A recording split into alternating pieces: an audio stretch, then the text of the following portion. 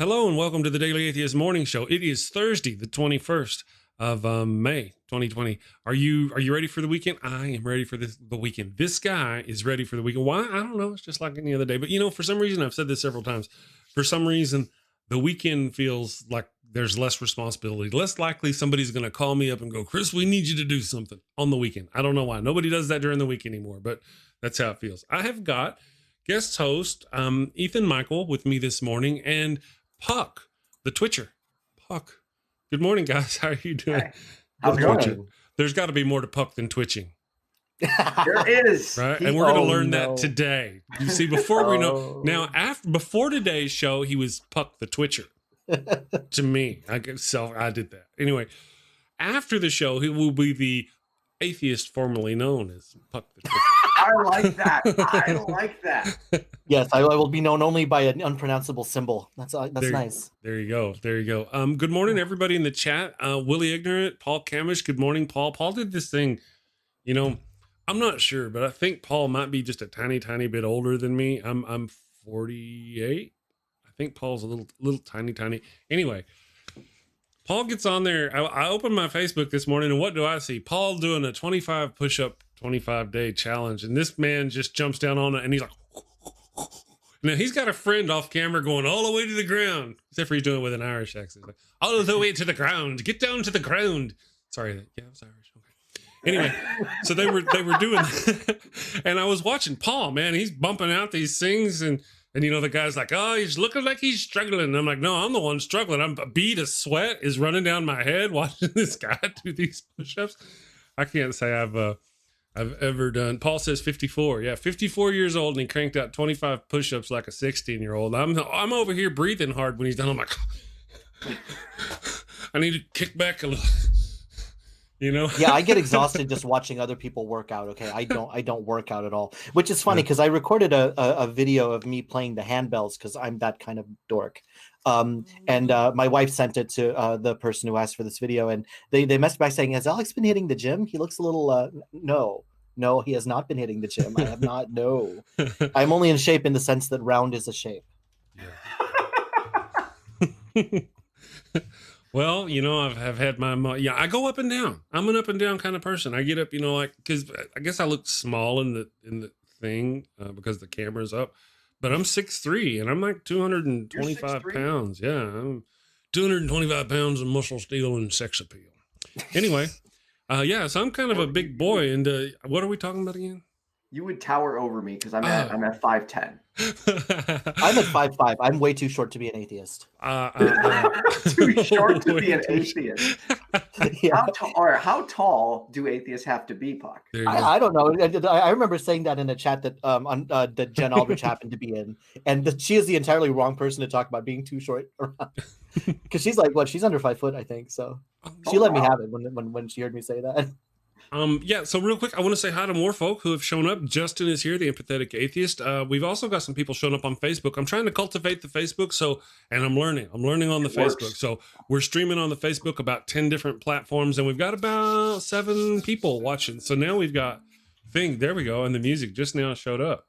I'm actually working on the Facebook. So thank you people on Facebook who are showing up. Thank you to the YouTube people. Let's see, Kristen, best name ever. Brainbug is showing up. The Brainbug, the Brainbug from Starship Troopers. The Brainbug watches my show. has their own channel and does bug stuff. So if you like bugs, go watch the bug stuff. I love bug stuff. Do you love bug stuff? Bug stuff. I'm gonna come check that out. Okay. There you go. I used to have tarantulas until I let my uncle take them over. Till I ate them all. You let your uncle take them. Okay, so my uncle got me into tarantulas. Like, he started getting them, and I was like, I would get them when they were like, real tiny. I'm like, these are so cute. So yeah, we started getting them. I had a Goliath bird eater, and those can grow up to like 12 inches long. So I had 4. One of which my uncle's, his actually got out one time, and it was a king baboon. He calls me. Now, this thing was vicious. When he would enter the room, it would just be circling the cage, and it could make that hissing noise with its palps. Well, he calls me freaking out at 3 a.m. one day, like, dude, oh my God. I left the cage open, and the tarantula got out. We never found it. Oh, Yes. Yeah. See, okay. when I come from West Texas, and we would, tarantulas, you didn't see them terribly often, not like regularly. And then every now and then they'd be everywhere. They're all over the place. You go outside there, you leave them alone, they leave you alone, kind of thing. What the deal is my understanding, brain bug may know better, but they're off looking to get them some, because that's what they do. They got to get out and go. So breeding time comes around, and you get little frisky tarantulas out there going, "Hey, baby, how you doing?" And when that happens, and the last thing you want to do, I wouldn't want to be like in a bar, getting my groove on, buying this chick a beer, "Hey, baby," and then somebody come and step on me, right? That would be most unfortunate. So during those tarantula breeding seasons, I would avoid stepping on them because they're scary.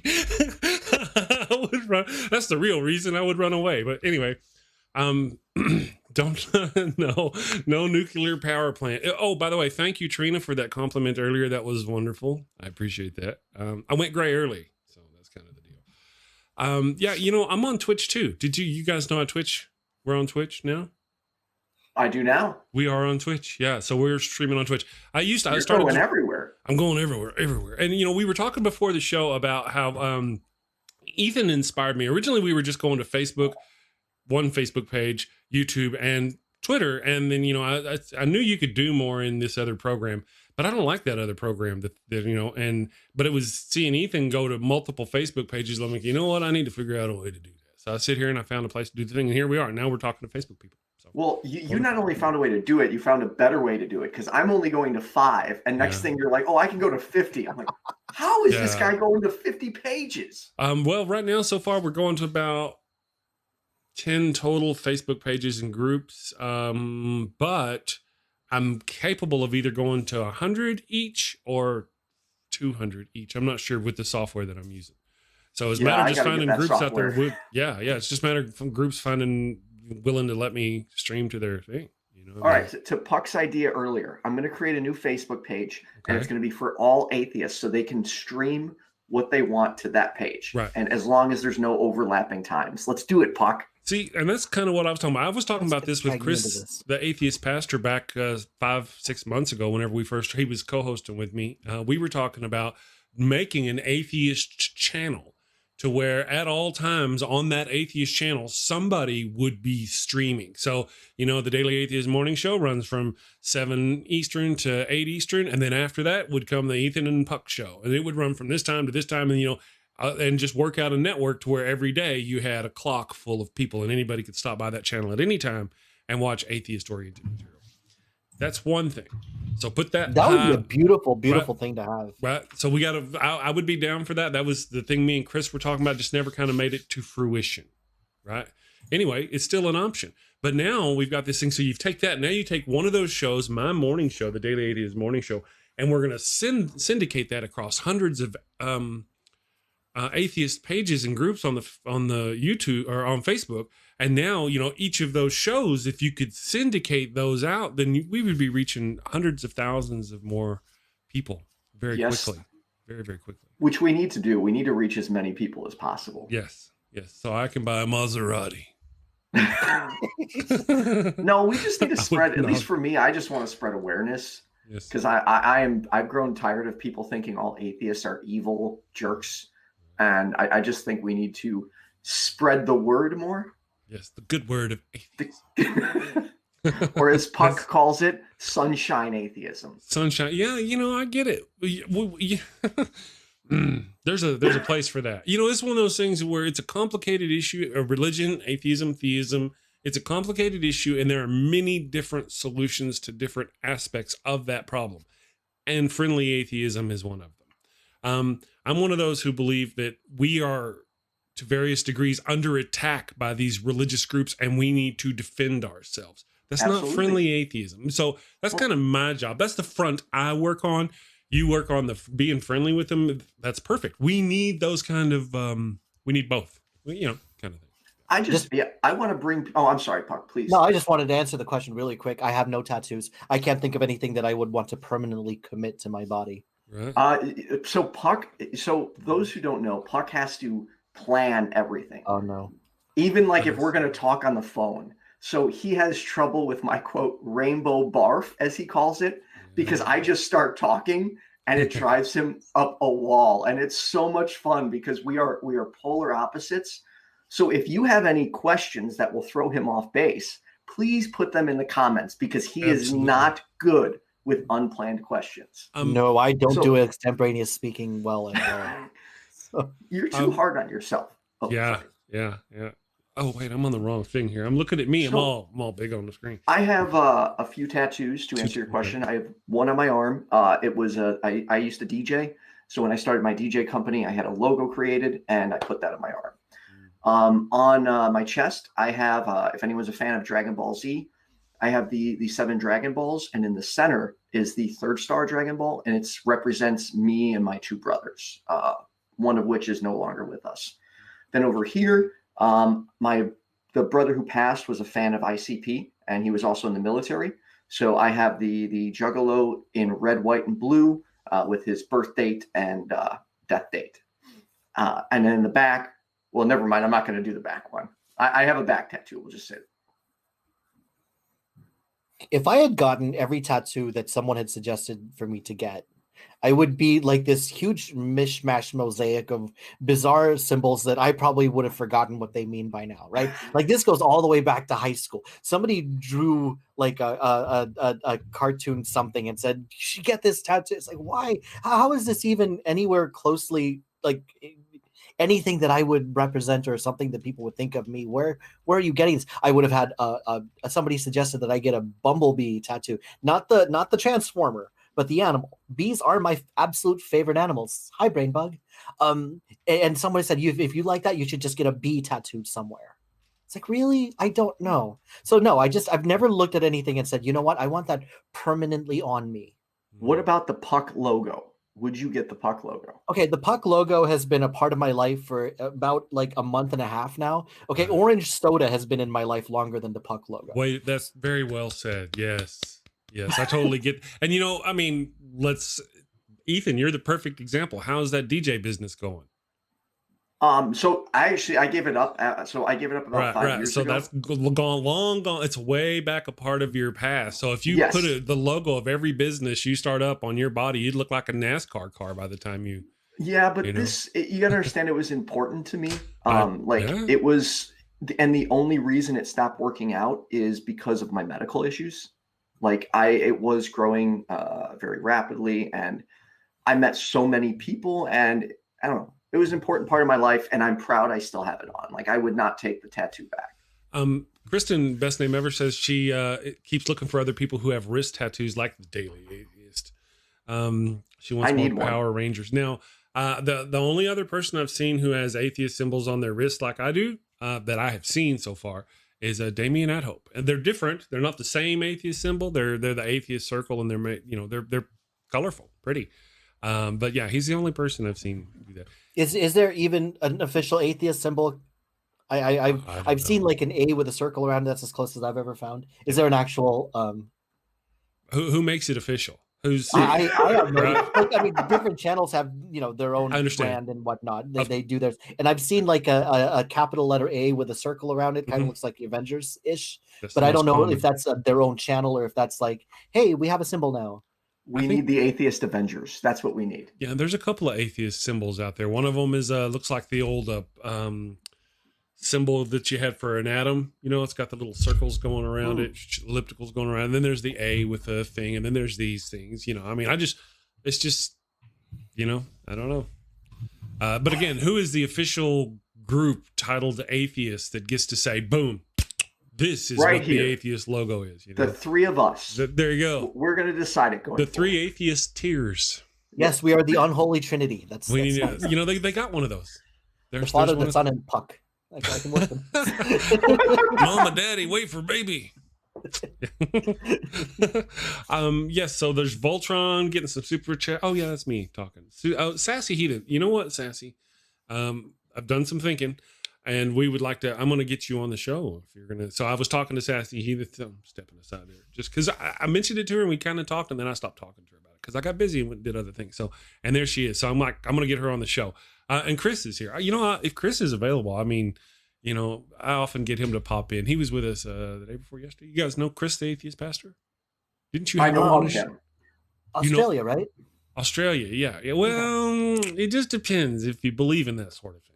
Oh, that's I think it's an island off of South America somewhere. Yeah, I have not yet reviewed the latest flat Earth debate, so I don't know where I stand on that particular issue just yet. I actually believe it though, because when you hear it, every time he'll get up and walk, and you'll hear the little ripping from the Velcro that keeps him from falling off. Yes, I think he's really it. That's the thing. We used to have this whole shtick, me and him. Anyway, good morning, Chris. Thank you for joining us. Neil, done something. Yeah. So anyway, you guys, you might want to have Chris on your show. Yeah, he's fun. I'm always open to more guests. If you're interested, please reach out to me. I'm constantly booking and looking for more topics to dive into. As much as it tries, but that's why Puck's sipping his coffee right now, because he's like, slow down, Ethan, slow down, stop booking so many people. And I'm like, no, man, we got to keep going with this. It's no. Ethan gets this look on his face, right? Like even while our guest is talking, he gets this look, and I'm like, oh, I know what that means. And like anytime he sends like a text message or anything that starts with the word "dude," I know that we're about to schedule 5 more shows. It's like let's take it down a little bit, okay, Ethan? The 2 shows a day, 3 shows a day. This is getting to be a little much, but no. Now maybe this is my particular brand of weirdness, okay? But I like to be really prepared for my guests. You do?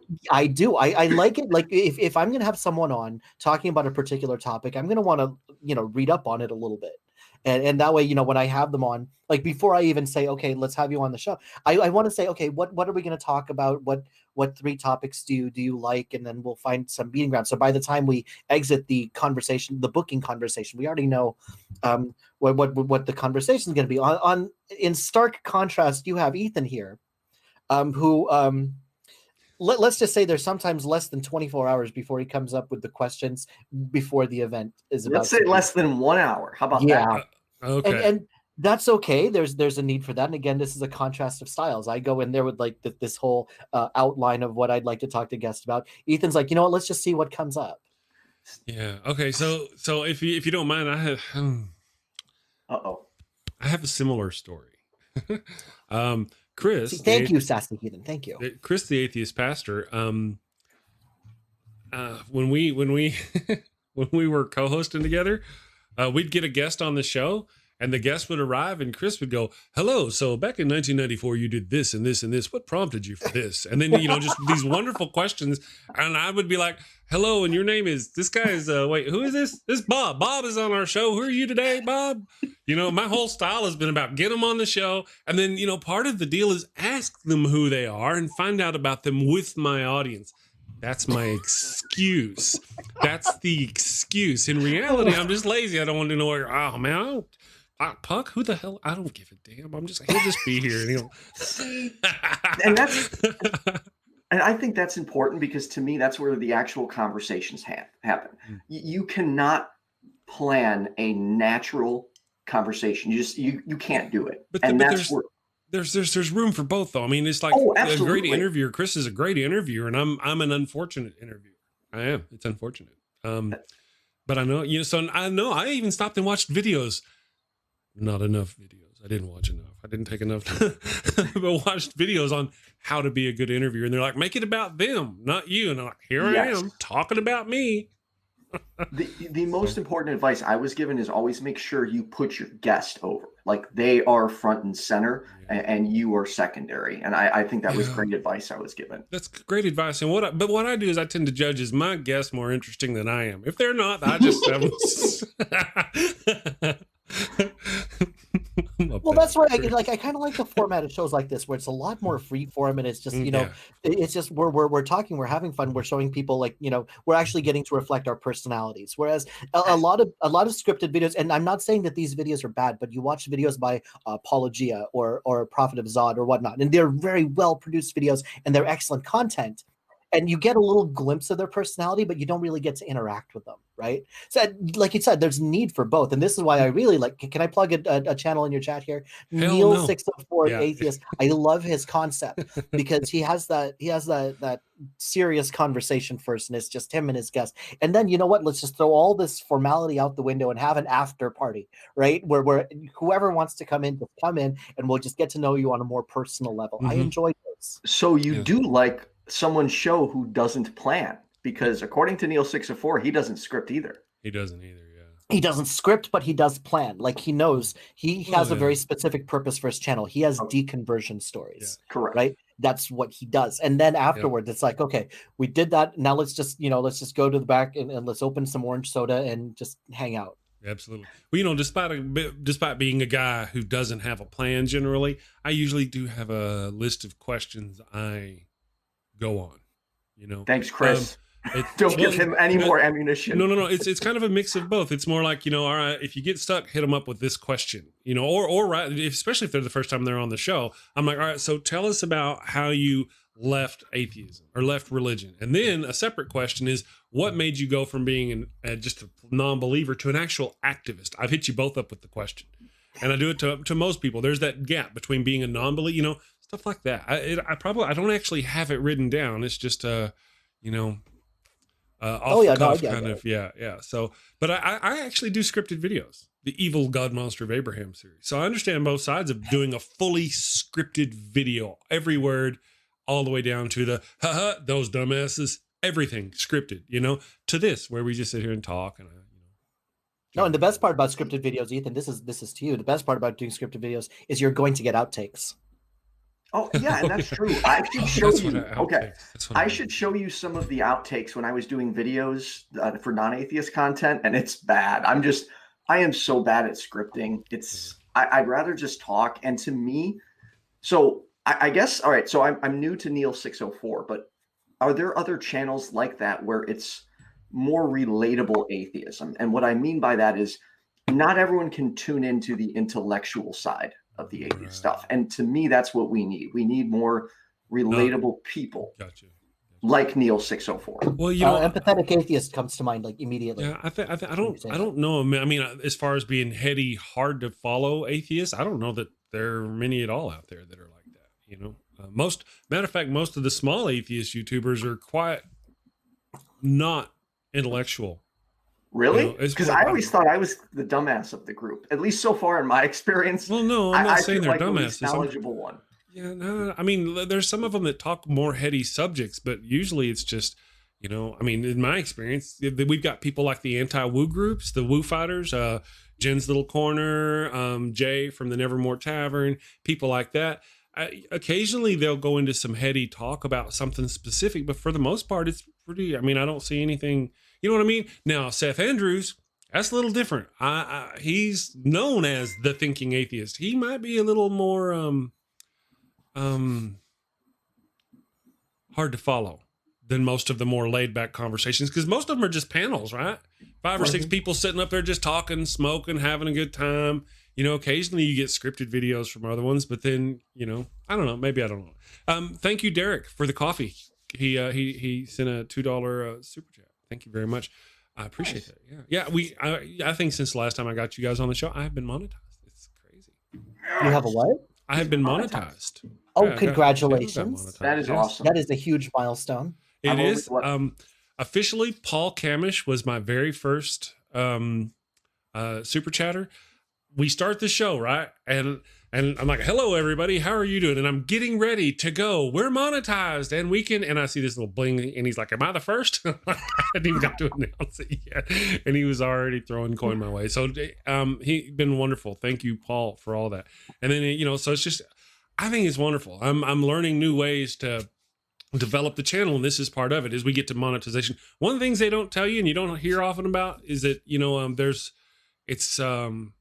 it's slower than they expect. If you go watch a video that tells you how to no. We're talking like Ethan. That's one I want to go back. I'm sorry, I'm being scatterbrained this morning, but I want to talk back about Ethan. And you're talking about whoa, slow down on the stuff. The Ethan and Puck show, once a day, once a week, whatever Puck is comfortable with. The Ethan doing his own thing. Do it as often as you want, because man, you are skyrocketing with your channel, because you got a good shtick, you got good this, you got good that, you got good personality, and that's not all it takes. But you're also out there. You're out there getting people. You're going to do just fine. Your channel is going to be monetized in no time. And not that that's your goal, but it'd be a nice place to have. be. He's like Mr. Networker. Okay, like I got him one name on his channel, and then from that he just like blossomed everywhere. Like he's in more Rolodexes than I've ever seen anyone get in a month and a half. And, you know, we kind of do similar stuff too. So I want to pilfer guests from you, and I want to send guests to you, like I do with Neil. Please, you know? absolutely. Back. So if you got somebody you think that needs to be on the show, of course, I'm learning to vet my guests better. Yes. Cindy Plaza was great. Cindy showed up on the show, was a lot of fun. Great guest. Wonderful. I didn't vet her though. And I didn't know anything about her hardly at all outside of the little clip that, you know, so I'm going to try to be better than that. It was really essentially only on Ethan's word did I go, okay, come on the show, because Ethan says she I hope I didn't let you down. No, you did great. I'm just saying that, you know, there's some I'm learning to filter better is what I'm saying. And that's what I'm trying to learn too, is, you know, what I guess we want on our channel, what we don't want, you know. Yeah, it's a learning process. It really is, but it's so much fun. Like, it's a lot of fun. It is. And honestly, I have had to go to my boss so many times, like, hey, just so you know, I'm kind of putting a lot of time into what I'm doing right now. But he's like, are you getting your work done? I'm like, yeah. He's like, then I don't care. They need it. Wonderful. So it's pretty awesome. But in this week alone, I think I've put about 40 hours in so far. Really? On your channel? On just my channel. And I'm like, just with the reaching out to people, booking, getting flyers made, you know, all that stuff. But now I need to focus on not as many shows and focus on the quality of the shows. They're exactly right. And you've got some decent production value going. You've already got your sound stuff up. You know, I mean, you already look like you've got a professional situation going on. It's not that hard. It's not. You just got to put in a little time and a little money. Yeah, and we're talking a little, not a whole lot. No, I mean, my stuff is different. I put time, effort, and coin in mine, but you don't have to get it to get a serviceable YouTube channel. Not at all.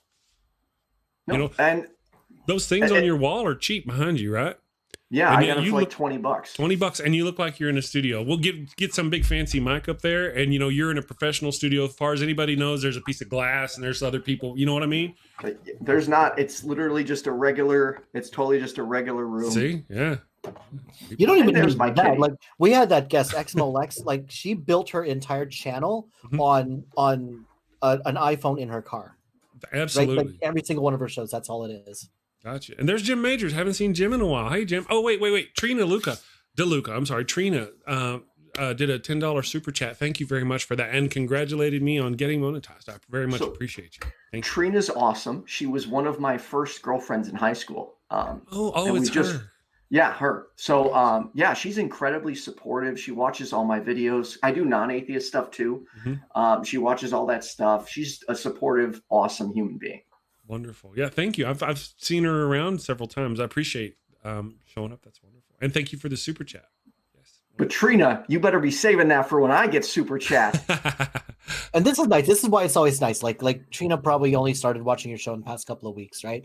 And Sassy Heathen, I think I just started talking to her like about a week ago and whatnot. It's so heartwarming to see new people in chat and new people engaging. Absolutely. You know, sometimes it feels like we go from one show to the next. It's like, you see the people in this chat. Okay, well, I'll see you over on the next channel in a couple hours, and we know it's going to be. And that's cool, because we're definitely building a community. But it's also nice to know that we're getting out there also. Yes, and we're bringing new voices into the fold. The only thing that I wish is that these new voices were a little bit more vocal. So thank you very much, Sassy Heathen, for wanting to come on to these shows and putting out a channel and content of your own. Yes, Sassy Heathen, and you're always welcome on my channel as well. How awesome would a Trina channel be? Oh no, not awesome, not awesome. No, we would want to hear. We want to hear about the sock years, Ethan. The sock year. We want. No. Trina has too many stories. She is not going on camera. Oh, well, it was worth a shot. If you want to hear these stories, Ethan has a dating show on his other channel. You can hear most of those stories there. So. Here's the funny thing. I got to throw this funny thing out there. Okay, I won't be funny. Jim Majors says that Ethan needs a mustache. But if you look, Ethan is so young, he can barely grow a mustache. He's trying, and am I wrong? Who here thinks? All right, if you think Ethan looks 21. Can you give me a thumbs up or something in the chat? I give do me not look 21. He looks 20. He absolutely does. He does. I do. Thank you, but I do not look 21. I appreciate it though. The camera just takes off a few years. So now who's squirming? Get him, Puck. Get him. See, no, you know what? Now that I think about it, though, like I think about prominent atheists, like I'm having trouble coming up with a male prominent atheist who is clean shaven. and I'm sure, like, if I stopped and really thought about it, it's like, yeah, okay, there's one. But now I stop and think about it. I'm thinking about these names. Like, nope, the guy who looks like Quark. Nope, he's got a goatee. And then there's me, who's taken clean shaving all the way up to the Cameron Bertuzzi level, right? There's the guy who looks like Quark. FFRF. Dan Barker. Oh. Dan Barker. He doesn't have face hair, or he didn't. He may have now. I don't know, but he looks like Quark. I even made a meme one time. I was like, you notice how you never see these two guys together, Quark and Dan Barker, because I do. Okay, I actually did get carded for buying cigarettes, which I don't understand how, because I do not look that young. But I appreciate the compliments very much. Thank you. Yeah. So, and of course, here's Kristen with all the names. That's nice. Oh yeah, she knows folk. She does. Hey, does oh man, she introduced me to him yesterday, and I've already forgot his name. There's a guy. I don't think Dan, not Dan Barker. Dan. Oh, Kristen. Dan, the Dan guy. I don't think he had. Well, Dan guy. I think he had a mustache. Well, there's Magnabosco. Sorry if I'm saying your name. Anthony. Okay. Okay, Anthony Magnabosco. That's someone I'd like to talk to. He did some. Wait, he just showed up on Dan. Objectively Dan. Oh, you know what? He just complained about not being able to really grow in. So yeah, okay, I'll buy that. Yeah. So Daniel Dennings, I think, he doesn't have one. Yep.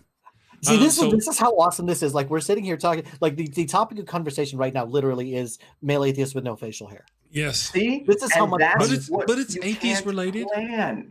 You can't plan that, Puck. You just can't.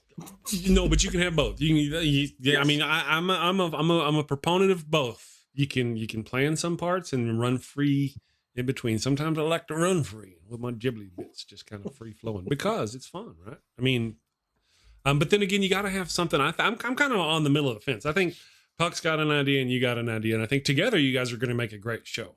Heck yeah! Only if I can convince him of that. But okay, see, no. I don't necessarily need convincing. My thing with Ethan here, and yes, we're going to air out our dirty laundry like a couple in therapy online. Okay. We're going to do this. There's no time for romance. Yeah, it's like okay, for a 1 hour show, there's so much preparation that goes on before it.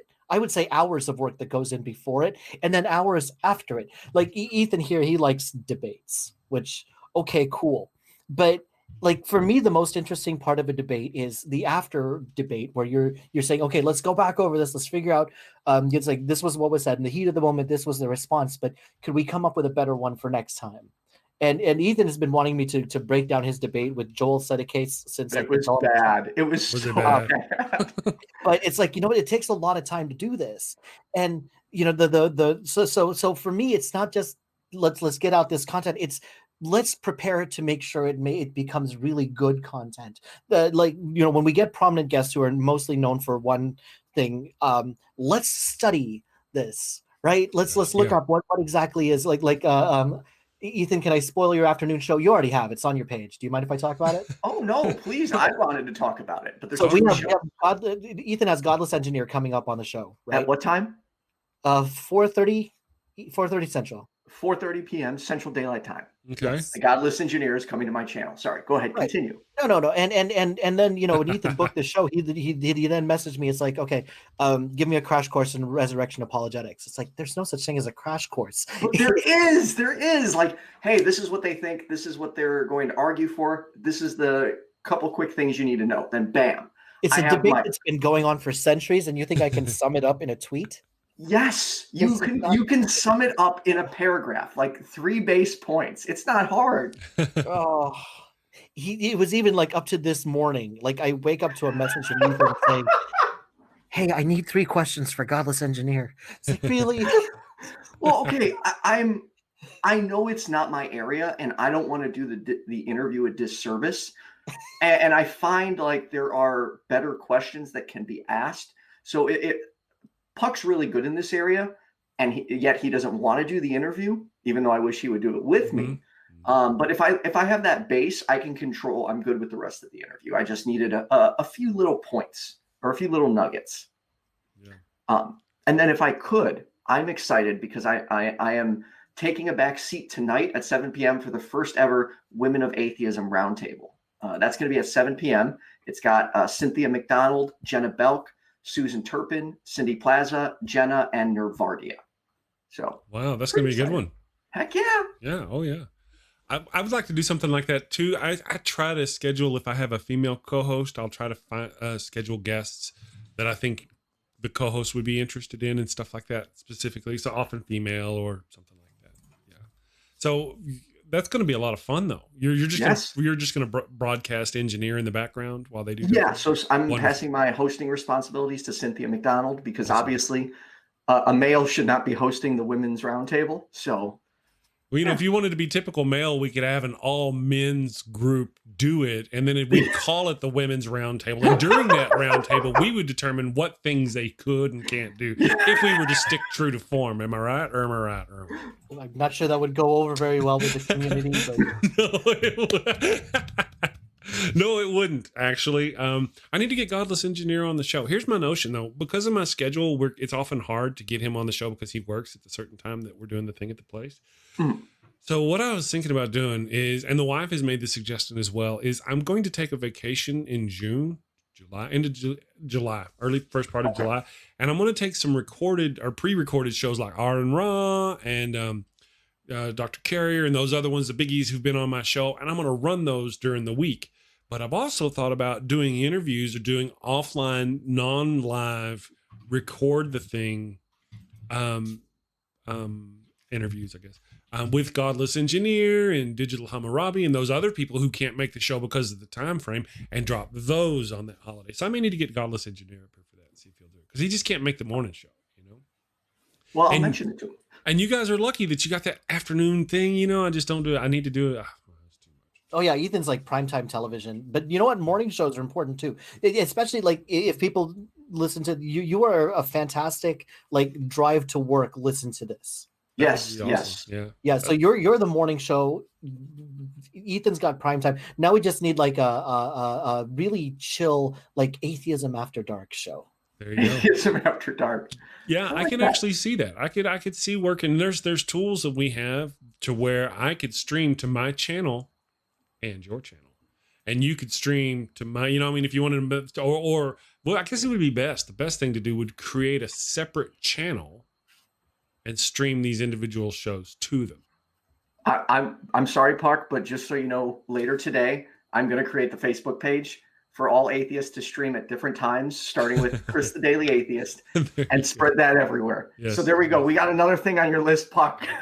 Okay. Well, I'm gonna change my description, and I'm gonna add my co-hosts. I'm gonna add a link to their channel and a link to their Patreon, and then I'm also gonna add a section down there that I'm gonna call the Daily Atheist Morning Show Network, and I'm gonna put links attributing all the Facebook groups and pages who allow me to stream on their page. So you're talking about something. Go ahead, Puck. What's going on, brother? No, I don't mean to just derail the conversation. And blame Jim because Jim just said the funniest thing ever. I'm going to be laughing about this all day. Slip into something a little more atheist. Got it. Congratulations. I've never seen Puck laugh this hard, Jim. Yeah. Way to go, Jim. Like once every 4 or 5 years. So be careful, Puck. Jim will be putting a mustache on you. Oh, no. But it would be interesting to have a channel with all that content for a bunch of atheism content, so it's like a one-stop shop. But like my biggest question about that is going to be, how do we do that but still make sure that the individual creators still get their clicks and their monetization for producing their content? Well, there's so much to talk about. It'd be a lot of fun though. Well, in my metrics I posted yesterday, I actually got to see, whenever you go, if you are in the Atheist Against Pseudoscience Nonsense Facebook page. Oh yeah. And you scroll down and you see me, I get credit for that 3-second view. If you click on it, I get credit for that. And then the page also gets credit because it was on that page. Okay. Right. So whenever I look at my metrics, I even made a post yesterday showing the last 2 days. Chris, the atheist pastor, was with me the first day we did it. And there's a distinct uptick in Facebook because Mob Crush, where I stream through, keeps a track of all those places. So, everybody's getting their clicks. I'm sure about that. Whenever you go there. But then when you do go to the Atheist Against Pseudoscience Network, you'll see it there and they get credit for me being seen on your deal. But if you click play, it opens it up to my page and I see your chat. Okay. Okay, I see where you're going with that. So that's really cool. I was worried about that because I'm like, how do I answer all these people's chats? Now if they leave a comment underneath in the Facebook page, I'd have to go to the Facebook page to see that. But if they pop open the screen and look at it, so now I'm sitting here, 7 Facebook pages and 3 Facebook groups. That's awesome. So far so good. I've got to learn the Live Leap platform. I got to learn Twitch too, or however you're setting yours up. Your show looks so good. I have to learn that aspect.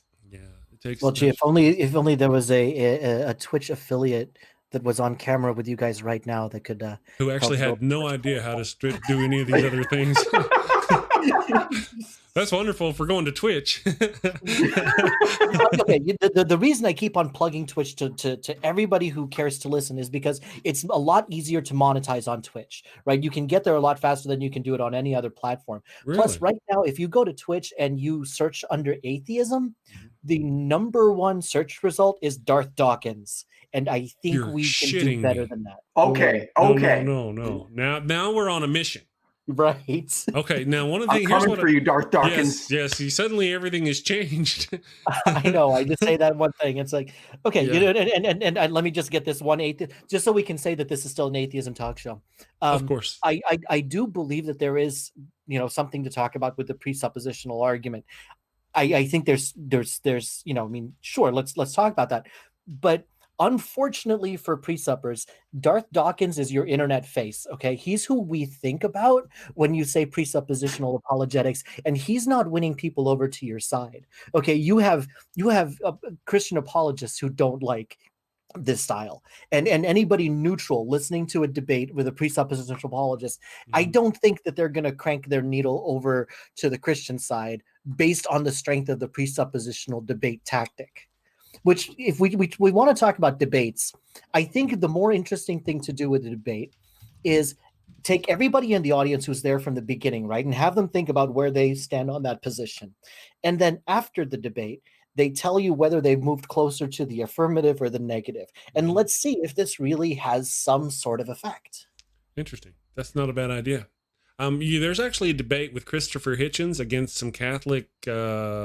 whatever they are. I don't remember. I don't mean to be rude. Cardinals, I think. Okay. Yeah. And they had the same thing where they tallied before and they tallied after to tell you how many minds had changed during the show. I think that's a great idea if you could make that happen. That is. And but for those who are curious, Hitchens and Stephen Fry cleaned their clocks, and there was a distinct shift to was Catholicism a force for good in the world? And their answer was no. Oh, I believe it. So. Yeah, there was that. And here's something I'd like to work on my show while we're talking about these things. I'd like to get a call-in line. I'd like to figure out how to do a call. The only problem is I can't figure out how to... it'd be one of those... We don't have a group of people behind that glass to vet these calls beforehand. We can't separate them. It'd be one caller at a time, period, to begin with. These kind of things. I know how to do the vetting process, but I can't figure out the audio process. So I was literally, before you brought that up, I was actually going to ask if anybody in the audience knew how to configure this. Google Voice. So you can get a Google Voice number for free, and then that'll pop into your computer. Right, but here's the thing. I can't figure out how to... I got the audio to stream to the broadcast, and the person on the phone can hear me, but they can't hear the other person. Like, they wouldn't be able to hear Puck. That's where I'm getting stuck at. So if anyone knows how, I could use help with that really badly because I'm trying to get it set up. I think the solution maybe for you may be in the same program I'm using that I've been putting off figuring out, and that's the what's it called? Audio Banana. Studio? Voice Meter Banana. Yes, I think the solution is in Voice Meter. Yeah. It's an extremely complicated program, and it's not my particular area of understanding, and it's hard on my brain. But I think the solution lies in there. But this is a huge call out. Like us content creators, we need the behind the scenes people. Mhm. Yes. Okay. Like and the thing that I keep on trying to tell Ethan here that he never listens to is that in order to appear spontaneous, a lot of work has to go on behind the scenes to get it so you can be spontaneous. Right. Like so if you want to just have a number of guests on, sure, but now we need the right time slots and we need enough crew and moderators on to make sure that the show goes off the way it's supposed to. I love the idea of spontaneous, I do, but you got to be prepared to be spontaneous. Well, right, but no, you don't. But I mean, there's if I understand where you're going, but in my position, I mean, there's a place between where I am now and getting to that spot where I have somebody over there who's running the show and who's doing the audio and who can vet the callers. There's a place between where I am now and that place. You know what I mean? I have to work my way to that. Now I don't have a phone line. My first step would be to get a phone line in, but I'd have to manage it. I have to, all right, we get the, so the rule would be you have to call before the show and get, whatever, you know what I mean? So, and then work my way up to the point where I can get somebody else to sit here and vet calls for me and do those things. It's just a growth process. This is where I would use Facebook, because I already found people willing to, that I would trust and rely on to screen those calls for me. One of which volunteers for AXP, and she was like, "Hey, I'll do it for you too." So there are people, willing to do that, and they can do it, from a remote location. Right. So yeah, I enjoyed this Brainbug. I enjoyed the Shannon Q thing with Darth too. Yeah. But that's a whole technical deal now. I mean, now you're stepping up again to a whole different level of technical. How do you make all this happen and plug it into StreamYard? And that's why we need producers. So bring them on. Like, we'll pay for this stuff if we have to. We're not just gonna say, "Hey, can we borrow your technical knowledge and experience?" No. Yes. Sorry, to be clear, yeah, I will absolutely pay someone to help set me up with this, with the call-in shows, because I need it. I want to get it going. But I only have so much time in one day, and with my other full-time job, it's made it difficult. Well, it also has to be something that one setup you can do. Right. On your own or together as a team kind of people. And that's my deal too. How do I've already got all these things. I may be able to fix it to where whenever I'm ready, I can hit this little button over here and go, "Hello, caller, you're on the air. And do you have a question for Ethan?" That's what I want to work towards. Right. Yeah. Man, I don't know how it's going to work though, because I can't vet the call beforehand. Yeah. As long as you get someone to vet it, honestly, I think that'd be a great addition to your show, allowing people to call in. But then I got to get somebody else, and forgive me for saying this right now, I got to get somebody else to commit to be in XYZ place at XYZ time. Yeah. You know what I mean? Right now it's just me. And, I do have my co-host like you guys, and I appreciate everybody understands the why we have the co-host. But it's easier to get one person to come on every day than it is to get one person to commit to come on 7 days a week or 6 days a week. You know what I mean? So just imagine finding somebody to produce like that. Broadcast engineer, however you want to call it, whatever. I think it's just incredible that you can commit to a daily show, like every weekday, and you're able to get people to fill those time slots. Like I can't fill time slots to save my life. That's the hardest part, and that's why I got my co-host, because if I don't get a guest for tomorrow, I got a co-host I can sit there and talk to. Right. And one of the beauties of getting the right co-host is they help people like Puck. Hey, there's this guy. We want them to be on your show, or whatever. They send people. They bring people to the show. Andy Hall has brought me Leanne Lord, who does the Saturday show. She is absolutely wonderful. I don't have a guest for Saturday. I don't worry at all. I'm actually happy. I skip in here on Saturdays because I got Leanne Lord, and me and her. We're going to talk about all this wonderful stuff. We're going to have a wonderful time. I don't need a guest. If I have a guest, that's great. But if I don't have a guest, it's okay. So that's kind of the deal. I mean, it is a commitment though. That every day, 6 days a week thing, I'm ready for vacation. Yeah. You're a workhorse. If I did it with Puck's, no offense, Puck, if I did it with his type of mentality, I'd never get it done. There's not enough hours. Yes. That's my point. Just not. That's my point. So I have another good friend like him, and who gets upset with me because I'm just like, screw it. Let's just do it. And we'll fix, we'll improve as we go. He insists I'm doing it wrong, but he's also been sitting waiting for a YouTube channel to start for 5 years. So it's like you can only plan so much. Sometimes you have to just run with it. And that's what I want to do, is just run, and I'll fix my mistakes the best I can as I go. Of course. Well, in my case, again, I want to be a proponent of a bit of both. I mean, without some form of pre-planning, it would be very unfortunate. I do need to plan more. well, what you guys are like a pair. You know, Pup can do his. You can have certain parts need to be planned out, and certain parts don't. And once you guys figure that out, y'all be fine. Now, to expect Puck to maintain your schedule would be unfortunate. Oh, of course. You know, I mean, you should do a Puck and Ethan show, and then go do your own thing because, you know, that's what I'm trying to get him to agree to. Like, even if it's once a month, him and I think we play off each other well. I thought y'all already do. Okay, so here's the weird thing about Ethan's channel. And again, once again, we're going to air out all our dirty laundry here, like we're in therapy. It's that Ethan by himself produces more content per week than the ACA. And if you think that's an exaggeration, may I remind you that he has another channel on top of this one. 2 other channels. We'll call it non-atheistic content on. Right.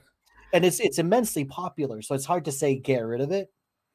But when you say like we play off each other well, what you don't see is that for every show that he puts on, there's like a full day's worth of text conversation. Absolutely. Oh, I get absolutely. That. No, I get that. Yeah, totally. Okay. Where I'm like, okay, we're going to be going on this channel on Friday. I don't want to talk about it. Right. I don't want to talk about the specifics. We're going to be appearing on a channel tomorrow afternoon. What channel? What? What channel?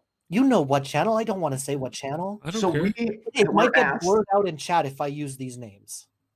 It might get what? Huh? It might get blurred out in chat. Okay. These people we are going on S.J. Thomason's YouTube channel. No, you're fine. Yeah, that's fine. I don't know why this is we already knew that actually. Right. I don't know what's the problem. I mean, I know you. Matter of fact, I'm one of the guys that went, dude, are you sure you want to do that? Really? I mean, you're the guy who goes, I don't know nothing about the Bible and I don't know nothing about this, but I'm ready. And I'm like, all right, okay. Because it's not a debate. And honestly, I don't know. No, I understand. We're past that, brother. Me and you past that. I just want Puck to know we know. Yes. It ain't a secret. That's all I'm saying.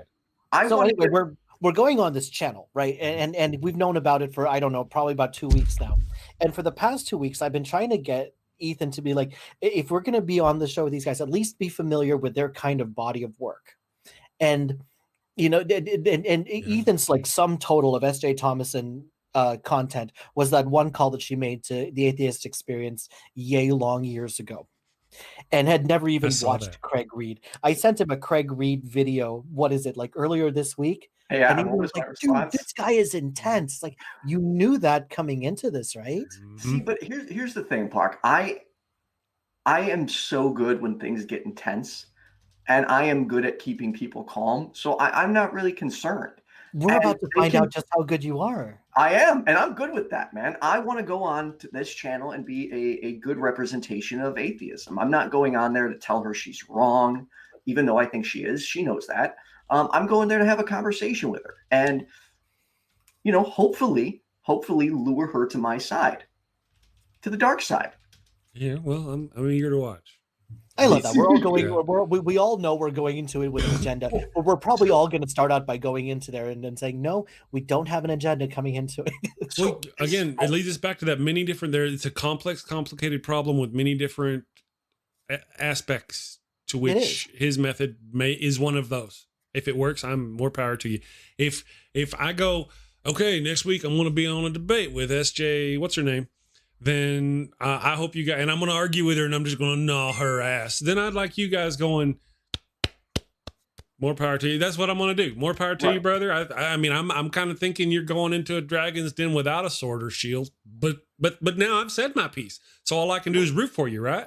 That's it, right? You know, I did tell Puck, I'm like, just so you know, I'm like, if things get heated, I will jump in front of the sword for you, my friend. I will never let Puck look stupid on camera. I will throw him off base, but I will never let him be attacked on camera. Like, it simply won't happen on my watch. So, and I'm sitting here like, you know what? If we wanted, you know, he wants to come to my defense if it comes to attacks, and I love that and I appreciate that. So thank you. But I'm more like, okay, well, if it starts talking about biblical inerrancy, wouldn't it have to be me coming to your rescue? What I mean is, you don't like things that are something that's not planned, and you've made it apparent that if you're not ready for it, it can throw you off. So if it's something I don't think you're ready for, I will jump in front of it, is what I mean. If it's something you can answer and it doesn't make you look stupid, then by all means. But I have no problem looking stupid. I don't care. No, you seem to do it quite easily. I mean comes natural. Sorry, I couldn't help myself. It really I'm does. a bad man. Paul mentioned that he helped me get Eric Murphy on the show. I just want to kind of plug a self plug. Tomorrow, Eric Murphy is going to be on the show. Nice. As a co-host. He's going to co-host with me, and we're going to have Kenneth Leonard, I believe is his name. Sorry, Kenneth, if you're Oh, Kenneth! He is the official debater of your friendly neighborhood atheist channel. He's going to be on the show tomorrow with Eric Murphy, and we're just going to have a little fun talk. I'm not sure what's going on. It's going to be awesome. Yeah. So that's one of the things. As we go forward, though, I want to continue this talk with you guys about this. I'm going to call it the Atheist Network. You know, the 24-hour, because there's a network and then there's syndicating individual shows. There's two different things. I'm syndicating my show out to Facebook. I'd like to talk to you guys about working up some kind of network. Let's do it. Absolutely. If you guys have a little bit more time, or if you need to go, you're good. I'm good for a little while. With the asterisk that I'm expecting a delivery, so if I need to step out for a couple minutes, that's why, and then I'll come right back. No problem. I want to try something for the first time. I'm going to run a commercial. Ooh, yes. Okay, let's do it. We are sponsored by Atheism. I don't know if you guys will be able to watch it over there, but you might. Anyway, this is essentially what this is. This is a coffee cup run for me. So I'm gonna hit this little button, and then I'm gonna run like a madman. I got 59 seconds to get back in this chair while you guys watch a commercial made by Andy Hall from Pathos. You know Andy Hall, right? I know of him. Hey, yes. All right, here we go. Off we go. Let's see if this works. Damn it, Jim. It's not going to work. Why are you not working? Why do you know? Okay,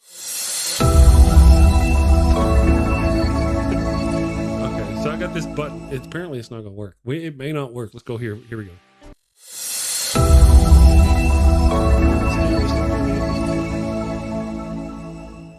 The Atheist commercial. Life is complicated.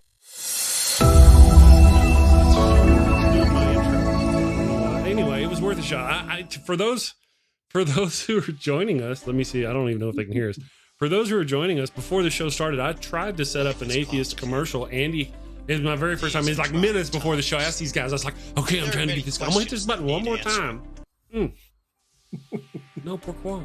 Why for you? No. Well, if you need to step away for a moment, Chris, let's put my co-hosting skills to the test. You know, I've actually got the thing. I am actually technically prepared. Don't abandon me, Chris. I've got a button here that puts up the co-host and the other guy. I'm just going to sneak. I'm just sneaking and getting more coffee. The cup hath run empty, and therefore I'm just going to. Here you go. It's you guys. Go. What am I scared of? I'm scared of you getting revenge for what I put you through on your channel last week. That's what I'm scared of. But whatever. I must take accountability for my actions. So all right. So real quick, I'm not going to throw you too off base, but I do want to jump back to Darth Dawkins. So all right. Do you really think it's a bad idea for me to engage with someone like that, knowing how I will approach the situation? Because I love Shannon Q's approach, and I would have a significantly less knowledgeable approach. But I think you know, maybe depending on how that conversation goes, I could wear him down a little bit. I appreciate your optimism, I do, but it's been tried, and like you're not going to move his needle. You're not. The problem that I have with the Darth Dawkins / any presuppositional conversation is it doesn't move anyone's needle anywhere. Okay, everyone, unless they're hearing the presuppositional argument for the first time, it's not going to change anybody's minds. We've all been there. We've all heard it. It's either incredibly boring because we know exactly. Remember, I did presuppositional bingo with you that one day. I said, okay, here's 15 things that this person's going to say. I got most of them crossed off the list in the opening statement. Okay, we know how it's going to be. Other types of debates are at least interesting in terms of topic or in terms of what they might present, or at least and as far as how their rebuttals and cross-examination is going to go. But tell me, if you don't go to a presuppositional debate and you already know the very first cross-examination question is, so how does your worldview account for the ultimacy of reality? And I don't even know how to answer that question. But Right. I would rather. Here's the don't. thing. Point to Puck. Here's the thing, though, Puck. Clearly, debating with him isn't working. I would rather find the human in him, which I hope there is one. I would rather find that side in him, because that is where, to me, the progress is made. Is not just sitting here saying I'm right, you're wrong. I need to find. I don't know. I need to find his compassionate side. Not that he has one. I could just be that idiot hippie or hopeful hippie, but I think there's always a way to get through to somebody. You know, I want to kind of put this out there on video to be recorded, that I think a year from now, when we talk to Ethan about his approach, I think he'll have a different view. I suspect. I was told that by maybe don't. I don't want to say I was told that by Hemant Mehta, because he was on my show the other day, but he did say he wished he didn't put the friendly in the beginning. You know, Chris, I hope you're wrong. I really do. Because I do approach not just atheism and religion this way. I approach every aspect of my life this way. And it seems to be working out, and hopefully it keeps working out. Well, you know, we're talking about a little bit about Darth Dawkins. Darth Dawkins is like this trigger. You know, he's trying to convert people like him. He doesn't have any interest in it. He does not hear the words you say. He has no interest in hearing the words you say. He's ready to speak before you finish talking. He has no interest, no care, no concern. And that was my thing too. I was going to ask people. I'm like, I want to get Darth Dawkins on the show and see. And instead of being like a normal person and trying to negotiate with me, he started attacking me in my chat, and then attacking other people in my chat. And then we agreed to do it by email. So I'm like, all right. I sent him an email. Dear sir, kindest sir, please, if you would like to be on my show, I would love it. Just, you know, I would blah, blah, blah, blah, blah. And he responded back attacking me. What? You don't want to defend atheism and you attack my God all the time? I'm like, he is not going to change. I appreciate the glowy nature of your approach. But some people like him aren't going to change. I don't think, I saw what happened, the little interaction between you and S.J. Thompson. Is that right? Did I get that right? Yes, S.J. Thomason. Thomason. Well, I was thinking, anyway, S.J. Thomason. I saw that little react, and I saw her post about she's going to do a thing, and I saw your post about, oh yeah, I may have convinced her. That's the worst thing to possible. If she ever sees that post where you're going, I convinced her to change her ways. Whoa, I didn't say I convinced her. No. I didn't say I convinced her. You were wearing that hat, brother. The hat of I affected her ways. That's the hat you were wearing. Okay. If I presented it like that, then I apologize and let me retract that. I meant to do it in a way like, hey, this could just be correlation. But 2 weeks after meeting me, she's changing her approach. That made me happy. Whether it was me or not, I don't know. But I understand. It was exciting to see that, especially because other people tagged me in it. I was like, all right, maybe it's not just me thinking. It could be you. It really could be. I mean, I'm not totally against that. I'm just saying there's a method of likelihood. Yeah. We can go back and see in 2 months, is she back to her own shtick? You know, I mean, let's talk about her for a second as a content creator, as a business person. She has a following that she can't. I mean, if she turns her ways, that money stops. You know, she's making money off this. She's got viewers and subscribers, and she makes money. And as soon as she goes, you know what? I don't believe this crap anymore. I want to be an atheist. Her funds dry up and she can't pay her bills anymore. I'm just like that. This is why, like, I have difficulty.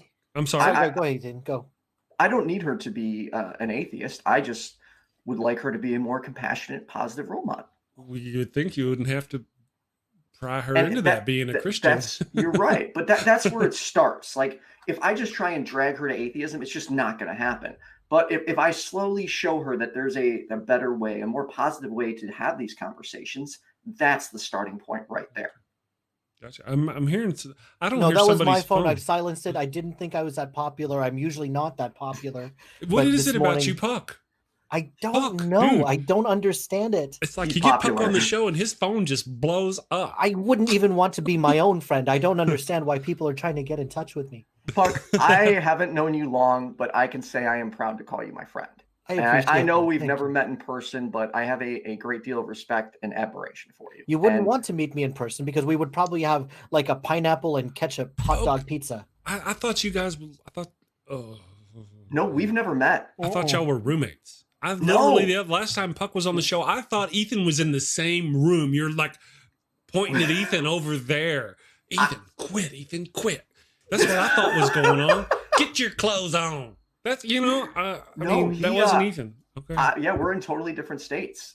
He Mind reached blown. out to me because of how bad one of my debates was. And he started giving me tips and pointers and like, maybe you should do this. And we just, how bad your debate was.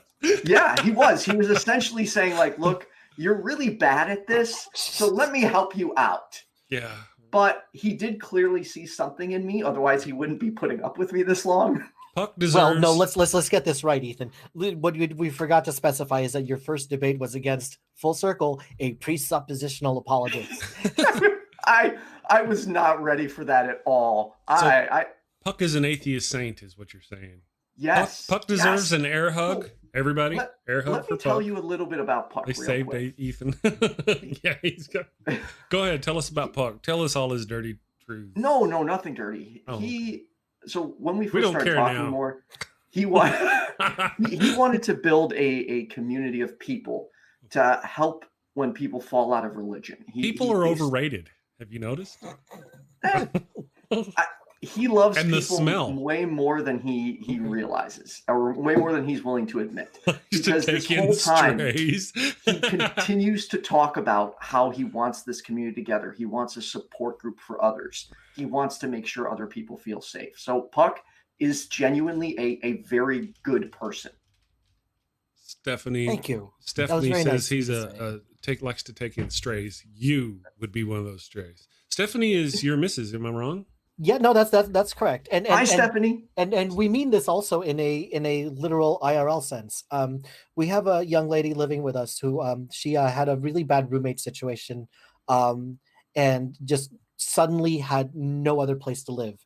And I was compassionate. I said, you know what? All right, why don't you come in and stay here until you get your wheels under you, and you can you can find a new job that's going to pay you enough to be able to afford an apartment of your own.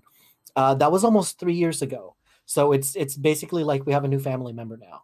See? Really? So that's the type of human being Puck is. And that's probably why he puts up with me. Yeah. Well, then you're good for my clicks too. So I'm kidding. No, Ethan, you know what? You're right. I don't let out the compassionate side very often.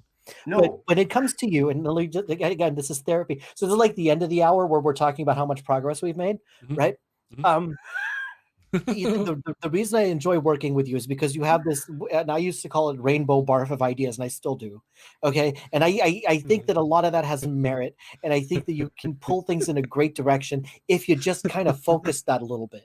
That's great. And that's what I love helping you do, is taking this wide range of unicorn poop and trying to create good content out of it. I was going to say unicorn puke, but yeah, okay. Yeah, because you calling it rainbow vomit. Yeah. So should it be rainbow barf atheism then instead, Puck? No, that has that. I guess it's okay, but like whichever you want it to be. I like sunshine atheism because that just says the message exactly. Get your rainbow barf atheism beer. I can see that. Yeah. I like that. I'm going to make that a shirt, Puck. Rainbow atheism or rainbow sunshine atheism or unicorn poop. Yeah, put that on a shirt. Unicorn poop. Look at that. She's right on top of it. She knows her emojis. That's best name ever. Is the best. She's the best.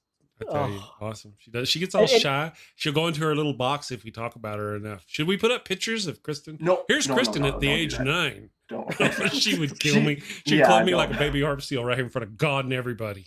I feel bad. I think I put her on the spot a couple times, and instantly I was like, I'm like, because I get excited when I talk to smart, nice people, and my first thought is I want to talk to them on camera. So I did push her a few times, and I'm like, after getting to know that she doesn't like that, I'm like, okay, Ethan, shut your mouth, stop pushing it. Go gently go. Yes. Yeah. So everybody has their part and place that they enjoy playing, and this is the part and place that she enjoys playing. She's just been wonderful. She's helped me with so many. Actually, this time it was.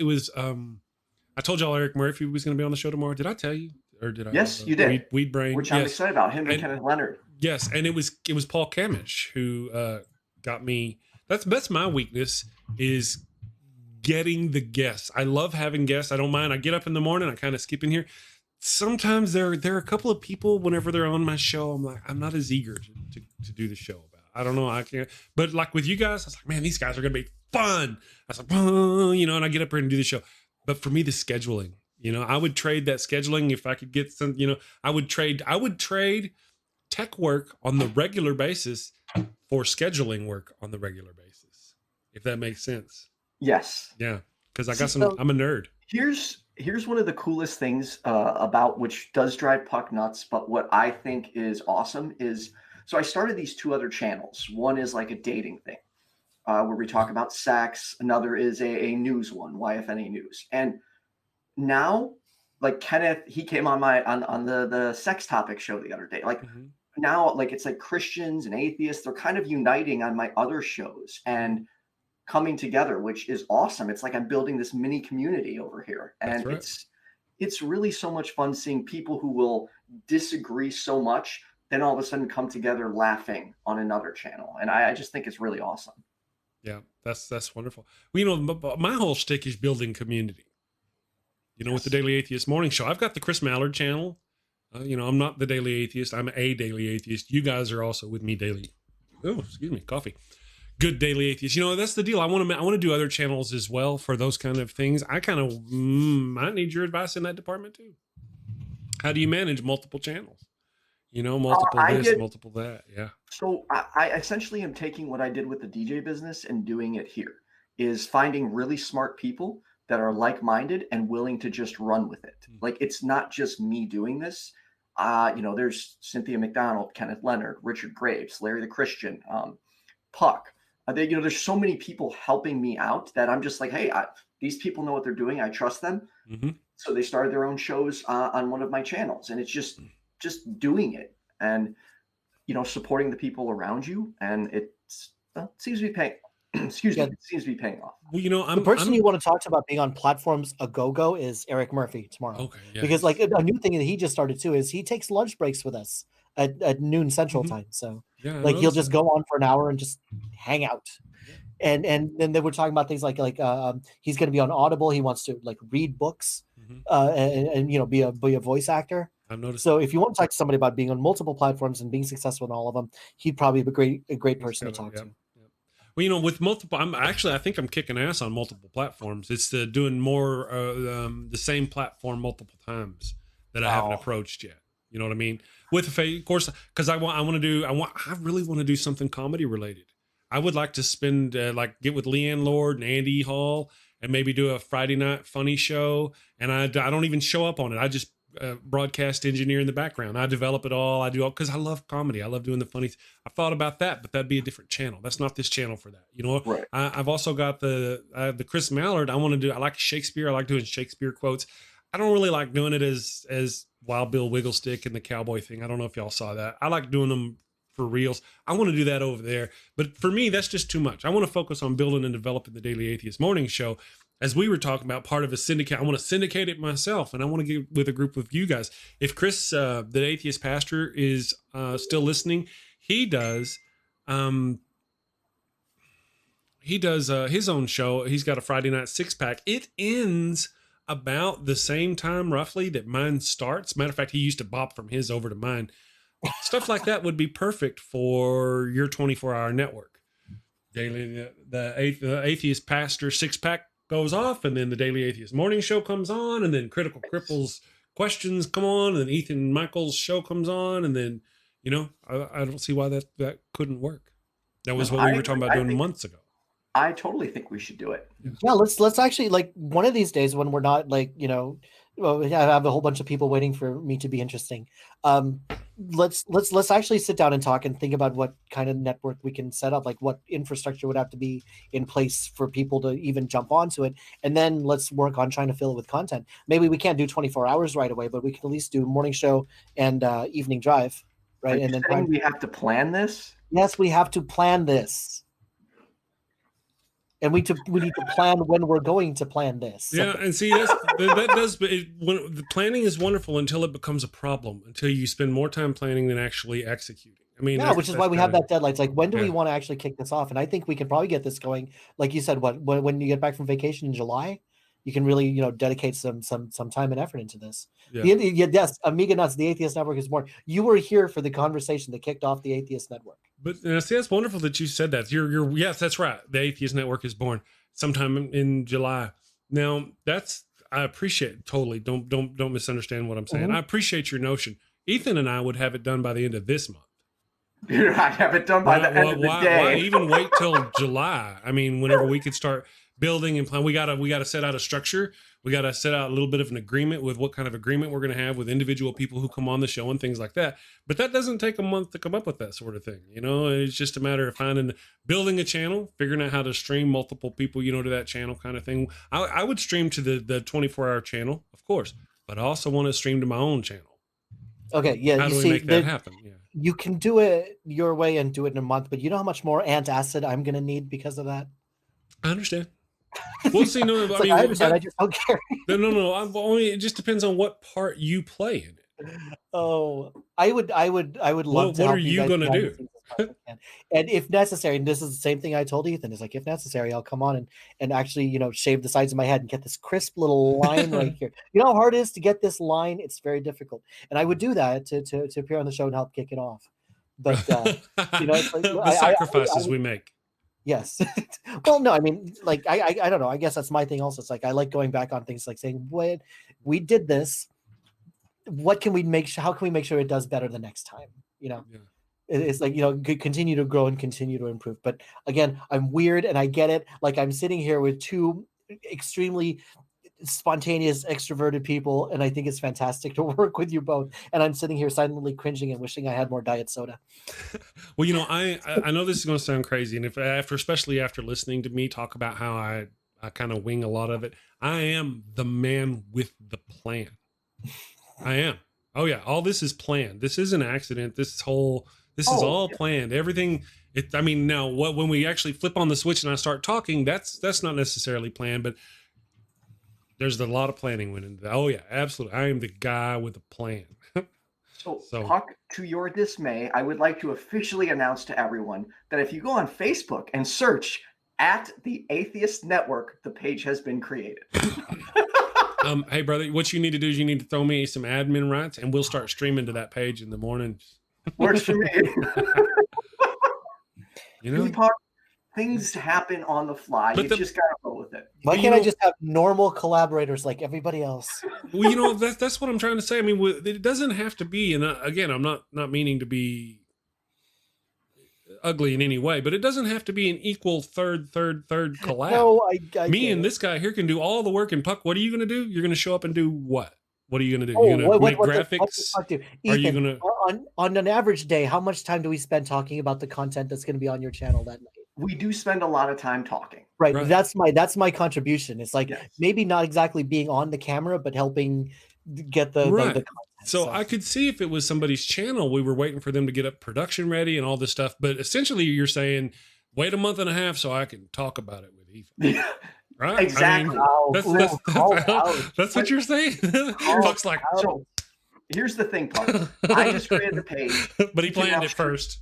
He can now stream to it in the morning. So we're doing it, and then we'll add, the graphics and stuff as we go. But we already have our first stream on the Atheist Network. Because I tell you guys, even if you guys don't do this, I'm going to. It's just a matter of time. I'm not stealing your idea. You can ask Chris, the Atheist Pastor. 6 months ago, we were talking about building this very network. I agree. This has been something that you're right, Chris, that these conversations have been happening, and sometimes it takes someone like Ethan over here to just say, all right, I've made the channel, let's just get people on it. Exactly. Well, if nothing else, dude, as I go forward, I don't know about Ethan, I can't speak to Ethan. As I go forward with my deal, you will always be a welcome guest on the show. I mean, it doesn't matter. It doesn't matter if we do the thing, if we get together and we all do a stream on the thing, or we create or if I go do my own, it doesn't matter, dude. You guys are awesome.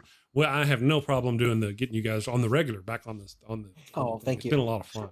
This is the first time that the Ethan and Puck road show has gone on the road. So and it's nice going 2 days in a row tomorrow with S.J. Thomason.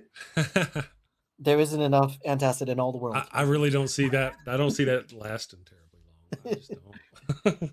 It sounds like a great combination, but I just don't think Puck. I don't think it's going to last. We'll see. We'll see. Maybe I'll have to. It'll be interesting. Like I've talked to Craig and SJ on the side also. We've never really gone into it about the minimal facts argument, but we'll see how it works out.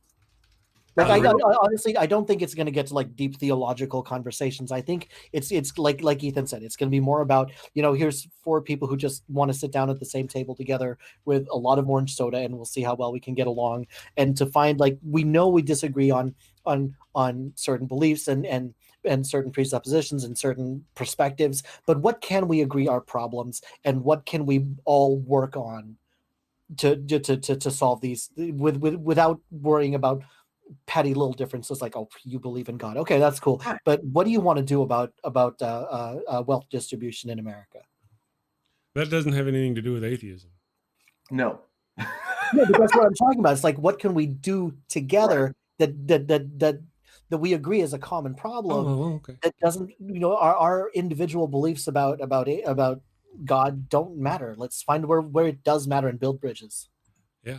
Well, that's one of the things that atheists or humanists tend to be really good at. Atheism and humanism seems to, in my opinion, walk hand in hand. It does, very much. And, those groups that tend to be oppressed, they can generally depend on atheists to stand up for them. I like that. Let's take, like the gay people. Okay. Gay people LGBTQI. there you go. LGBT. They can depend on our support. They can come on my show, and now that's not reversed necessarily.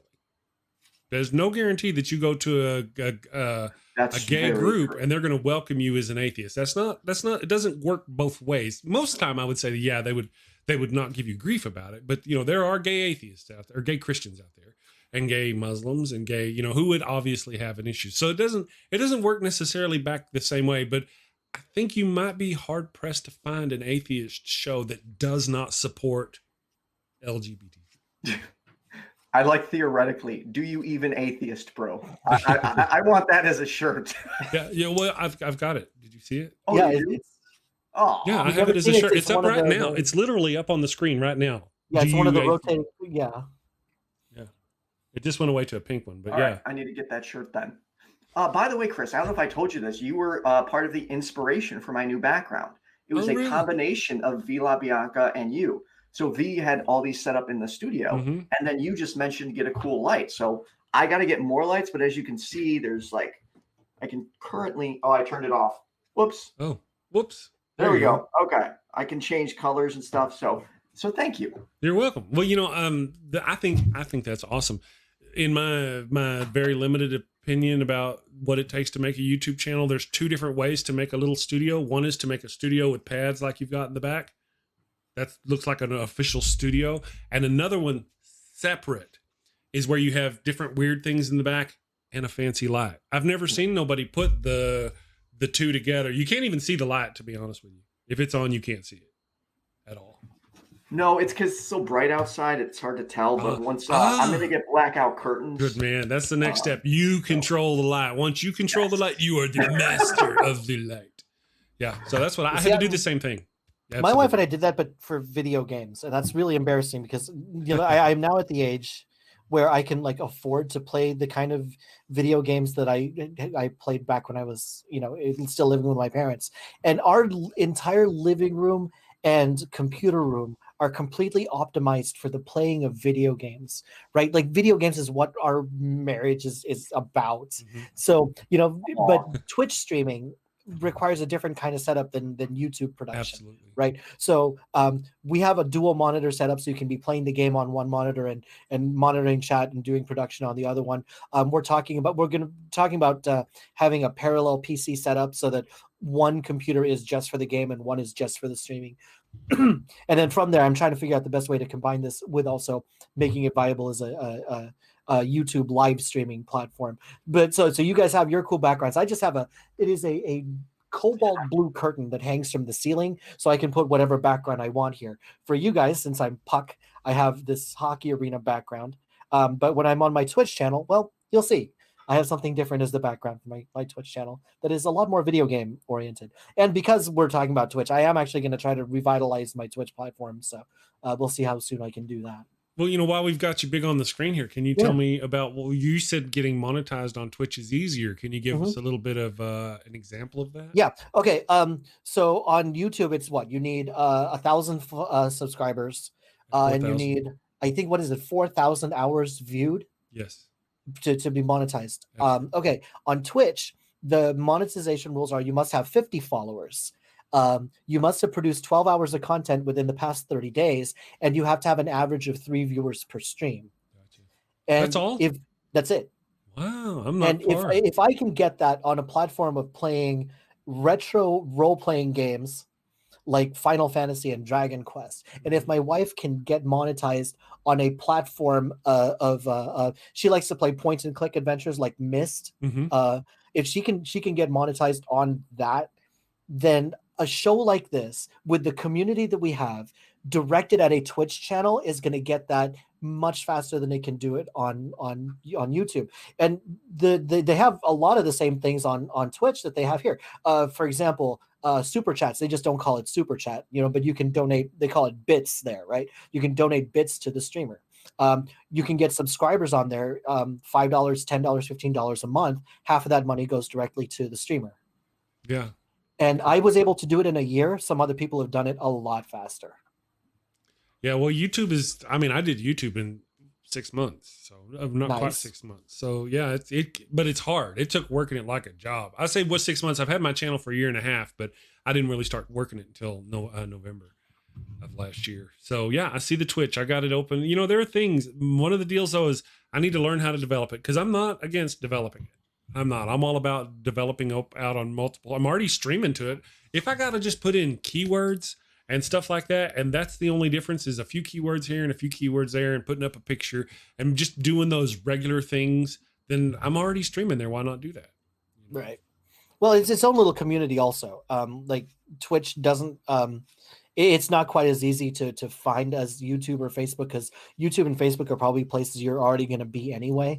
So it's easy to just say, hey, I'm on there too. But Twitch, like people have to like intend to go to Twitch. Right now it's known mostly for video gaming. But if we have the strength of the community that we have now and we say, hey, I'm going to be, and this is one thing I talked to Ethan about, have 3 of your weekly shows on your YouTube and Facebook channel, and then on those plug your 4th Twitch only show. And that'll start bringing people onto that as a medium also. Well, I'm weird. So. Well, no, but because I've of the nature of what I've got going on, because I also love the game, right? So what I've been thinking about doing is I do my normal Twitch or my normal stream at this amount of time, and then I might want to blow off some steam at 10 o'clock in the morning, so I'll fire up a video game and play it and stream it to Twitch. Yeah, so and like, do like a normal person. Yeah, a lot of people do that. Like Cyrus the Skeptic has a Twitch channel with a lot of viewers on there. Matt Dillahunty was just playing. I have a hard time watching Matt's channel because he plays a lot of games that I would want to play. I just haven't gotten around to yet, so I don't want to watch. Right. Am I the only atheist that isn't a big gamer? What the hell's wrong with you? I know it's you look like a gamer. No, I play. Okay, so here I play old school Contra on the. Sorry, Comcast is here. They're gonna have to wait. Oh, sorry. No, go do them. I'll put me and Puck on. Me and Puck will carry the show. You go do what you gotta do. All right, I'll be right back in 2 minutes. Puck, he's gone. Now we can talk about him. I know. You know what? His trademark look of the hat and little curl is so much part of his persona. I actually had my graphic designer make my Puck logo. I actually made a Puck for him. I'm gonna mute him since there we go. Now he's muted. I actually made a Puck for him with that little thing, and it got me thinking. Like I've been doing this for 2 months now, right? Mm-hmm. And somehow I've established enough little trademark things. Like whenever I go into chat, apparently I say present. I've only done this for 2 months, and somehow that's what I'm known for. Really, right? Saying And presence? it's amazing how even me, every personality test I've ever taken has come back negative. Yeah, I suspect. But it's amazing how much of that still shines. So if you are a new voice in the atheist community I'm kind of looking at the Sassy Heathen right now specifically. All right. It does not take very long for people to get to know who you are and to love your channel and your content for who you are. Really? Get out there. We need voices. And show up on Chris's channel because he's a great host. There you go. Yeah, Thank you. is. Yeah. Well, I want to get, that's the whole deal. Let's see. I saw her, the Sassy Heathen. Is that it? Yeah. In the chat. I saw her. You know, she's got a new channel. I'd love to have her on the show and get some subscribers going to her. You know what? She's got some subscribers who are going to come and watch my show, and they're going to subscribe to me. Yes. It's all about building community. So I'd love to have them, get them on the show, get everybody on the show, do the thing all the time. I want to talk to all atheists. Well, I want to talk to all atheists, Christians, Muslims, anyone. Yeah. Well, you know, I'm going to continue, for those who give a damn, I'm going to continue developing my show to where I get possibly two other people on the regular with me every day, separate, you know, like we're doing here, kind of on the regular, because that makes it for an interesting show. But eventually I'll be able to not do it all the time. And to, you know, today is going to be Puck and Ethan on the show, and they're going to run the show, and I'm going to get to sit over here and just drink coffee. That's a good idea. Speaking of which, people in the comments, Puck, for some reason, is convinced he's not good on camera. He stumbles. Can you please tell him how good he is? Because he doesn't see it. He's like, I have no value. Nobody actually wants to listen to what I say in any way. Like, yeah. I'm like, yes, they do. You have a lot to say. Well, keep saying it. I got to say that I only remember one time my wife sending me a message from her work saying, that guy's very cool and interesting. You should have him back again. And that was Puck. Yeah. There you go. So I wouldn't lie to you. I wouldn't lie to you here in front of all these people. Well, I might. Because, you know, we're atheists and we're in league with Lucifer. Well, I appreciate it. I do have some entertainment background. I used to be a radio DJ and a karaoke DJ. So I know how to switch it on for a little bit at a time. Did I do what, Ethan? I said you were a karaoke DJ too. Oh yeah. I mean, not a huge one. Come on, I was in Alaska. I mean, you know, it was a little dive bar. At any given night, we maybe had 15 people singing at the most. Sassy Heathen, you can get me at chris@chrismallard.com. You can email me, or you're already on Twitch and Facebook. Just get with me on Twitter. I mean, if you want to get me, I usually do most of my scheduling on Twitter. And Sassy Heathen, message me too. I'm always looking for people to come on. And yes, Amiga Nuts, Puck is awesome. Puck does have some awesomeness to it. A little bit of awesome sauce going with Puck. Yeah. Except for his shirt right now, which is fading into the blue screen. Ooh, Theo, thank you very much. I appreciate that. I was working on. I hope my sound quality is better this time. I did something which I think will help sound quality because I was a little echoey last time, so hopefully I'm less echoey now. Yeah, it sounds much better this time than it did last Thank time. you. Yeah, and of course, last time we had you both on the show. Ethan didn't have his little studio. He just had a little router. I mean, it actually looked like a YouTuber setup because of the way it was. But either way, yeah. So he's had a step up too in his production value. So. Yeah, I'm trying, and hopefully within a week I'll have the entire room soundproofed. Oh, really? Yeah, I just ordered like 300 of these, so I'm just looking to there you go, the whole room because there's a loud dog here, and my nephew's here, so it can be loud at times. So I need to make sure I insulate that just to keep improving the quality. And you know, once you get control of that light, brother. Yes, once I get the blackout curtains, order those, and we'll be good. Yep, I'm gonna get me some. There's these lights I found on, but they sold out. They're professional kind of lights, but they come with these soft boxes, and I want to get one to put there and have a soft box on me. So if you don't know, I have this crappy little house light. Matter of fact, all right, so we're almost done with this thing here. We're almost done with this video.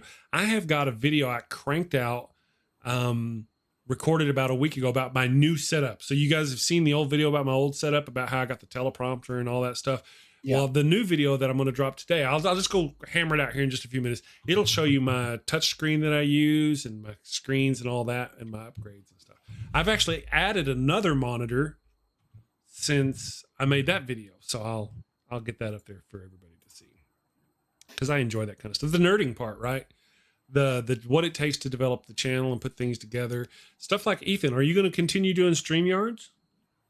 So I'm doing StreamYard just because I haven't figured out Streamlabs yet. So once I figure out Streamlabs, that's obviously where I'll be moving. But for now, I'm using StreamYard. So StreamYards is easy. It's easier, damn easy. It's very easy. But you're paying for the $50 one so you can stream to Okay. 5 platforms. So go check out LiveLeap. And so you do StreamYards or Stream Elements for free. Stream Elements or Streamlabs for free. Mob Crush for free, which takes you to several different places, and then goes into Facebook, that $20 Facebook program. You'd be saving $30 a month over what you're doing now, and you'd be able to stream out to all these more different places than you can. I think I'll have to ask you some questions or pick your brain. We'll get that. Now, right now, you can do the LiveLeap. LiveLeap just picks up on your YouTube page or Facebook page that you stream to. So if you stream to your Facebook page, tell it I stream here, and it'll pick up. You don't need OBS and all that. You can do LiveLeap with StreamYards. Yes. Just saying.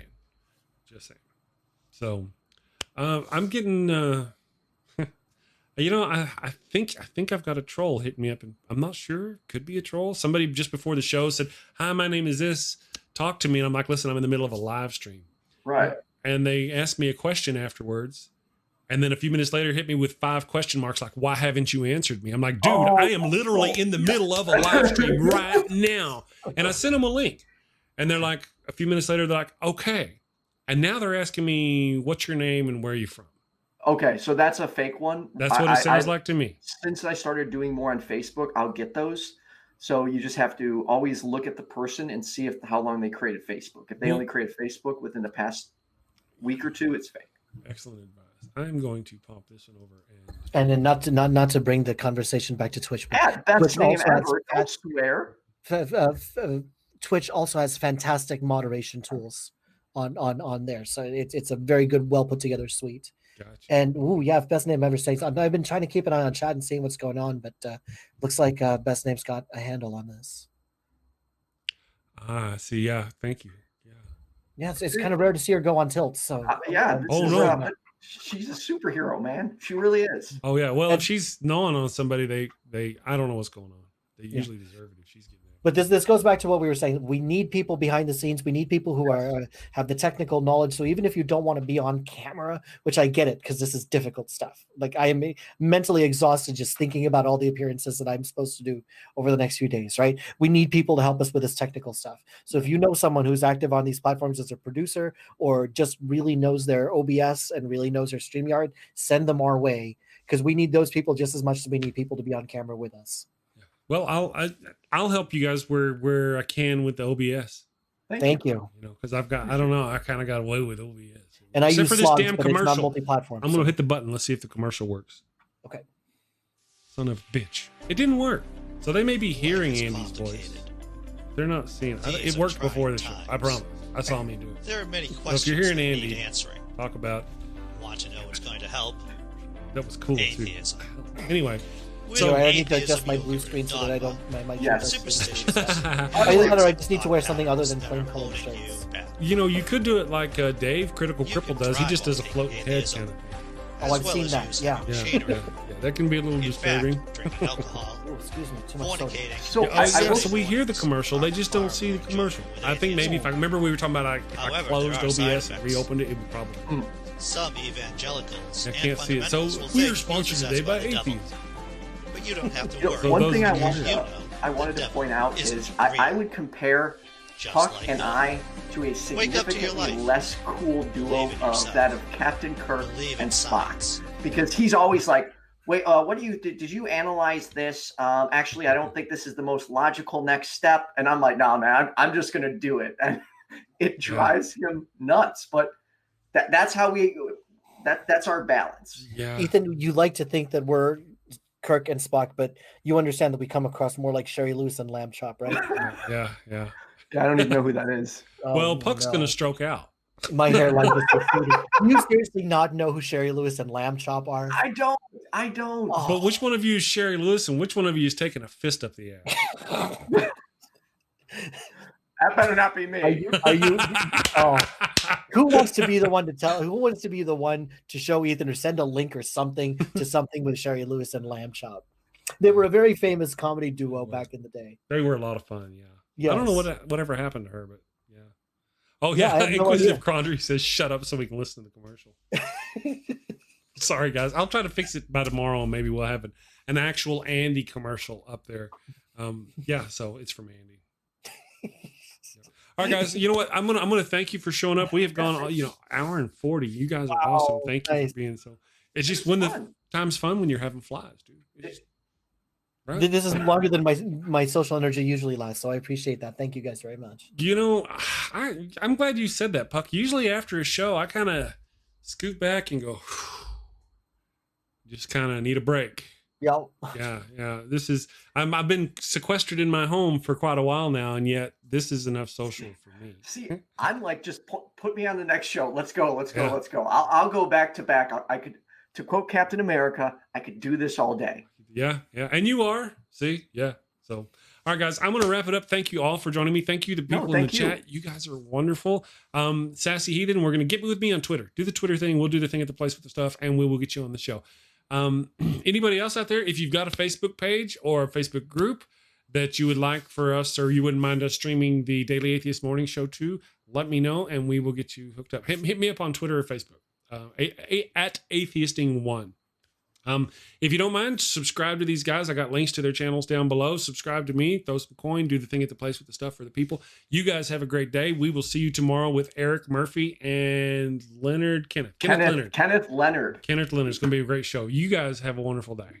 You too.